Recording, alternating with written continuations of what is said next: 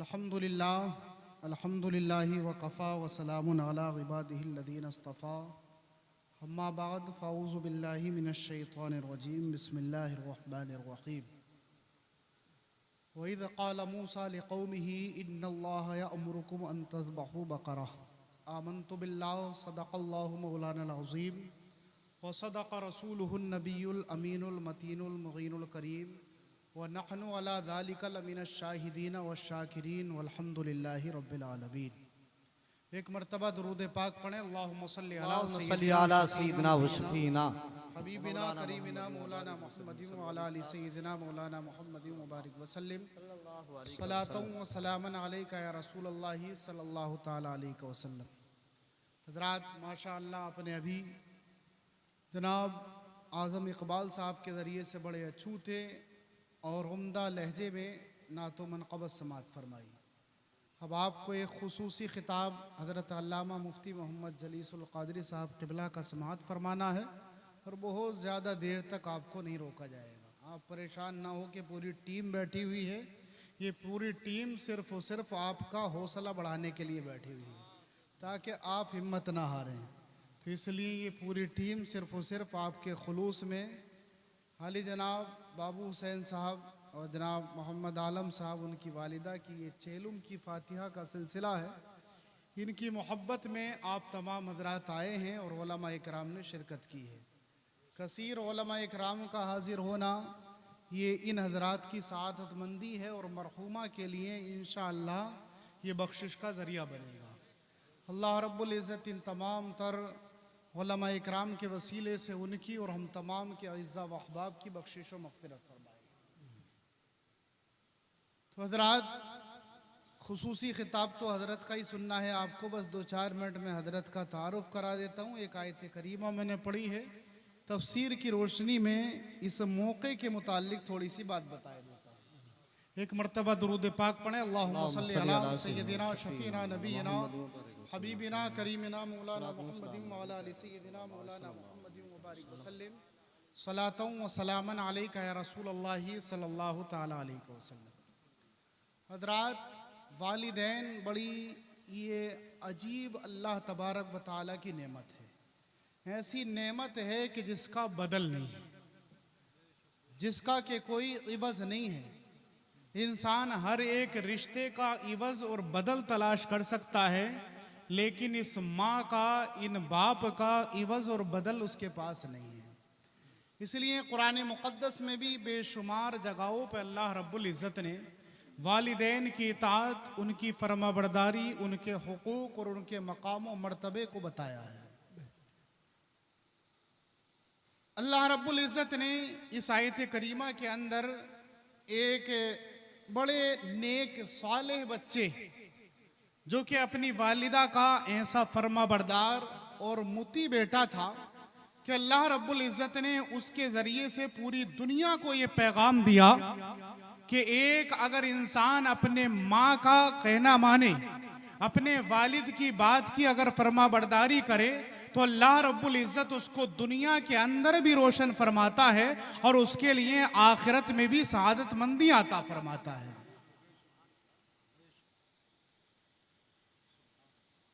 क्या नेक बच्चा है, ऐसा साले और नेक बच्चा है कि कौम बनी इसराइल की बात है। हजरत मूसा अलैहिस्सलातु वस्सलाम की उम्मत है, उनकी उम्मत के अंदर एक कत्ल हो जाता है। कत्ल होने के बाद में मारा रिश्तेदार ने, डाल दिया दूसरे महल्ले के अंदर।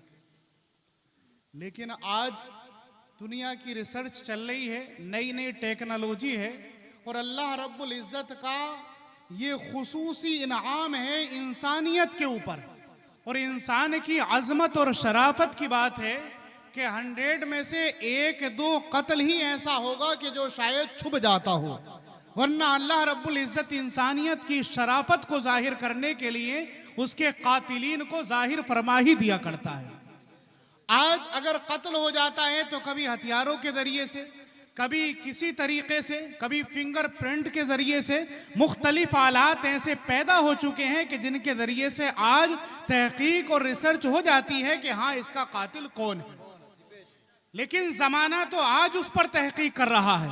मैं आपको कुरान के हवाले से कहूं कि आज से तकरीबन 1400 बरस पहले अभी ना फिंगरप्रिंट थे, ना कोई लोगों के पास ऐसे आलात थे, ना जदीद ऐसी ईजाद थी कि जिनके जरिए से ये जाना जा सके कि इसका कातिल कौन है, ना कोई हथियार पर छपने वाली उंगलियों के निशान पहचानने वाला नहीं था। तो आज लोगों ने ये सारी ईजाद करी तो लोग ये समझते हैं कि शायद हमने बहुत बड़ा कारनामा अंजाम दिया, लेकिन जरा गौर कीजिए उस वक्त को कि न लोगों ने फिंगर ईजाद किए थे, न बायोमेट्रिक का ईजाद हुआ था, न मुख्तलिफ तरीके की ईजादें थी, सिर्फ और सिर्फ थे तो अल्लाह वाले थे। अल्लाह रब्बुल इज्जत ने उन अल्लाह वालों को वो हुनर अता फरमाए थे, उनकी नेकी की वजह से अल्लाह रब्बुल इज्जत ने उनको वो सलीका अता फरमाया था, वो बातें अल्लाह ताला ने उनके लिए रोशन फरमा दी थी कि आज एक जमाना गुजरने के बाद लोग जिसकी तहकीकें कर रहे हैं, अल्लाह रब्बुल इज्जत ने एक जमाने पहले लोगों के सामने वो जाहिर फरमा दिया। बेशक बेशक।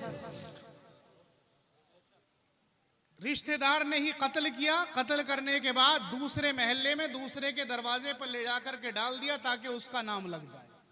आज भी ऐसा होता है, तो जब सर्च की जाती है तो सीबीआई फलाने ढिमकाने के जरिए से पता चल जाता है कि नहीं फला इसका कातिल। लेकिन अंदाजा लगाइए उस दौर को जरा समझिए जिस दौर के अंदर ये सारी की सारी जदीद टेक्नोलॉजी और इजादात नहीं थी, लेकिन अल्लाह रब्बुल इज्जत ने फिर भी उसको जाहिर फरमाया। कातिल की तलाश की गई। हजरत मूसा अलैहिस्सलातु वस्सलाम के पास पहुंचते हैं लोग। हजरत मूसा अलैहिस्सलातु वस्सलाम ने उनको हुक्म दिया कि एक गाय होगी और उस गाय को खरीदने के बाद, उसको ज़िबा करने के बाद उसके टुकड़े को, उसके गोश्त के टुकड़े को इस कातिल के ऊपर मार देना। जैसे इस कातिल के ऊपर मारोगे कातिल जिंदा होगा और होने के बाद अपने कातिल को बता देगा, मकतूल जिंदा हो जाएगा, जिसको के मारा गया है वो जिंदा हो जाएगा और अपने कत्ल करने वाले का नाम बता करके वो दोबारा मर जाएगा। लेकिन इसी के ज़िम्न में आप सुनिए, वालिदा का एक 40वां है आलम साहब की। मैं आपको बताता हूं कि ये तो हुआ ही हुआ, लेकिन इससे पहले क्या हुआ। नेक साले बच्चा है, अपने बाप का अकेला है। बाप निहायत ही मुफलिस और गरीब इंसान था। बच्चे की परवरिश करना शुरू की, खुदा की कुदरत, बाप का इंतकाल हो गया। घर के अंदर अकेली माँ रह जाती है, बेटा रह जाता है। बच्चा जब बड़ा होता है तो माँ ने उससे कहा कि बेटा तुम्हारा बाप एक छोटा सा गाय का बच्चा छोड़ करके गया था। जिस वक्त तुम भी छोटे थे और वो बच्चा भी छोटा था, लेकिन अब तुम भी बड़े हो चुके हो, अब वो बच्चा नहीं रहा है बल्कि अब वो मुकम्मल गाय बन चुकी है। लिहाजा बेटा घर की जरूरतें उससे पूरी की जा सकती है। शायद तुम्हारे बाप ने इसीलिए उसको पाला था। तुम लो और इसको बाजार में ले जाकर के बेच दो, जो भी इसकी कीमत होगी उससे अपने घर का खर्च चल जाएगा, आपकी और मेरी परवरिश के अंदर वो काम आएगा। बच्चा वालिदा का फर्मा बरदार है, गाय की रस्सी पकड़ता है, पकड़ने के बाद बाजार के अंदर ले जाता है, लोगों से उसका भाव लगवाता है, खरीदार उसके पास में आते हैं। लेकिन अल्लाह की कुदरत देखिए, नेकों के पास अल्लाह रब्बुल इज्जत की मदद आया करती है। कभी उन्हें पता नहीं चलता है, आम लोगों को मालूम नहीं होता है, लेकिन अल्लाह रब्बुल इज्जत अपने नेक बंदों की मदद फरमा दिया करता है और लोगों को एहसास भी नहीं होता है। एक फरिश्ता अल्लाह रब्बुल इज्जत ने इंसान की शक्ल में भेजा। आने के बाद में फरिश्ते ने पूछा, बेटा गाय बेचते हो क्या, जैसे आज भी चलता है। बेटे ने कहा, हाँ बेचने ही के लिए लाया हूं। क्या रेट इसके हैं? उस लड़के ने कहा कि मेरी वालिदा ने इसको 3 दिरहम के अंदर बेचने के लिए कहा। तो वो आने वाले इंसान फरिश्ते थे, लग तो इंसान रहे थे।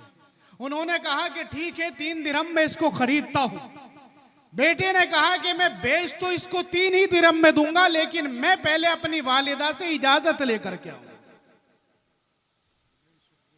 3 दिरहम में मैं आपको बेचूंगा, लेकिन शर्त यह है कि अपनी वालिदा से पूछ करके लाऊंगा।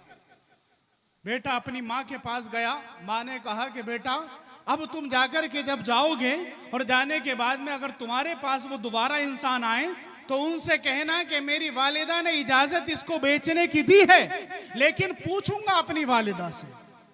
चुनांचे वो दोबारा बच्चा जाता है और उस खरीदने वाले ने कहा कि तुम अपनी माँ से मत पूछो, मैं 3 के बजाय 6 दिरहम देता हूं।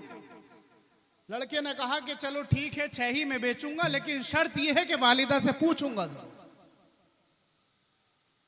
फिर दोबारा माँ के पास आया, माँ इस तरीके से खरीदार आए हैं, वो 3 के बजाय अब 6 दिरहम लगा चुके हैं। माँ ने इरशाद फरमाया कि उनसे जाकर के कहो कि हाँ बेचूंगा, लेकिन शर्त यह है कि पूछ करके अपनी माँ से दोबारा आऊंगा। जब 3 मरतबा आए तो आने के बाद में उस खरीदार ने बजाय 6 के 12 दिरहम लगा दिया। 12 दिरहम की बात उस बेटे ने अपनी माँ से जाकर के बताई कि माँ आज तो उन्होंने बढ़ते बढ़ते 12 दिरहम पर आ चुके हैं। माँ ने इरशाद फरमाया कि बेटा अब वो अगर 12 पर आ गए हैं तो उनसे तुम सौदा कर लो, लेकिन ये उनसे पूछ लेना कि आप खुद ही बताओ कि मैं इसको बेचूं या ना बेचूं। माँ समझ गई कि आने वाला कोई आम इंसान नहीं है। अल्लाह रब्बुल इज्जत ने शायद हमारी मदद के लिए किसी फरिश्ते को भेजा है, और वो फरिश्ता मेरे बेटे की आजमाइश लेना चाहता है, और वो जानना चाहता है कि ताकि मालूम हो जाए कि ये बेटा अपनी माँ का कितना बड़ा फरमाबरदार है, कि भला अगर मैं इसको रेट बढ़ाऊं और अपनी माँ से पूछे बगैर खरीदूं तो आखिरकार ये अपनी माँ की इताअत और फरमाबरदारी करता है या नहीं करता। खरीदार से फिर उस लड़के ने कहा कि मेरी माँ ने बेचने के लिए तो कहा है, लेकिन अब आप खुद ही बताओ कि मैं इसको बेचूं या ना बेचूं। हम आप खरीदने जाएंगे तो कहेंगे अजीब मामला, मैं तो खरीदने आया हूं, मुझसे ही पूछ रहे हो कि बेचूं या नहीं बेचूं। फरिश्ते से जब उस बेटे उस इंसान, बेटे को तो इंसान ही लग रहे थे लेकिन अल्लाह रब्बुल इज्जत के वो फरिश्ते थे, उन्होंने अर्ज की कि आप खुद ही बता दीजिए कि मैं इसको बेचूं या ना बेचूं।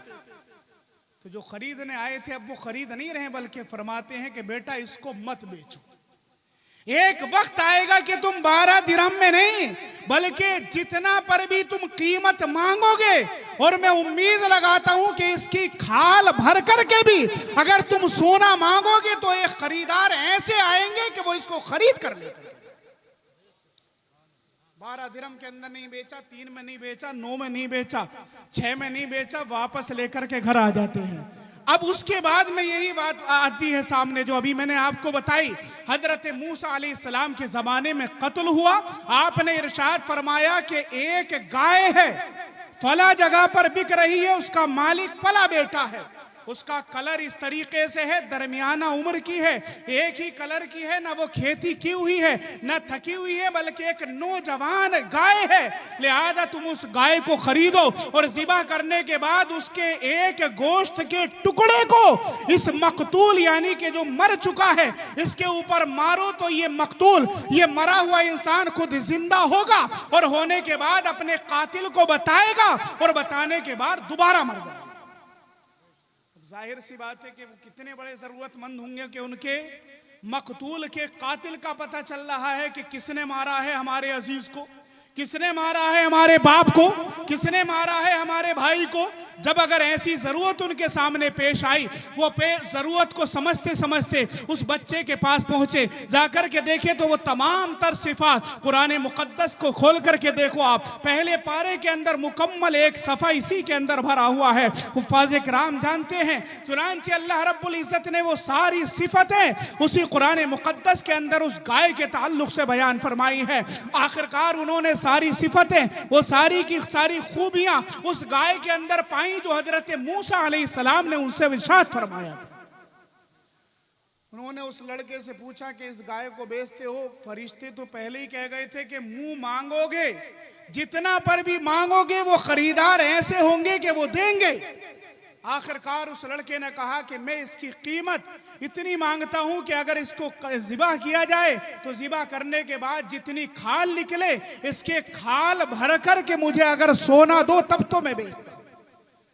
आखिरकार उन्होंने खरीदा और इस लड़के ने बेचा। अल्लाह रब्बुल इज़्ज़त ने उस माँ की दुआओं के सदक़े में, अल्लाह ताला ने उस माँ की फरमाबरदारी के सदक़े में, बच्चा चाहता तो 12 दिरहम में भी बेच देता, इसलिए कि फरिश्ता चाहिए रहा था कि अपनी माँ के पास ना जाए, माँ की इजाजत के बगैर देखता हूँ कि भला अपनी माँ के फरमान के अंदर कितना बड़ा ये मुती है, कितना बड़ा फरमाबरदार है। इसलिए फरिश्ते चाह रहे थे कि किसी सूरत से ये माँ के पास ना जाए, लेकिन अल्लाह रब्बुल इज़्ज़त ने उस बच्चे को माँ का फरमाबरदार बनाया था और बताना ये था कि बेटे तू अगर माँ की फरमाबरदारी करेगा तो दुनिया के अंदर तुझे सआदतमंदी मिलेगी, दुनिया के अंदर खजाना भी मिलेगा और आखिरत के अंदर तुझे नेकियां भी मिलेंगी। लिहाजा ये दुनिया की फरमाबरदारी जो आज अपने वालिदैन की शक्ल में, जो आज अपनी वालिदा की शक्ल में अगर तू करेगा या कोई बेटा अपने बाप की शक्ल में करेगा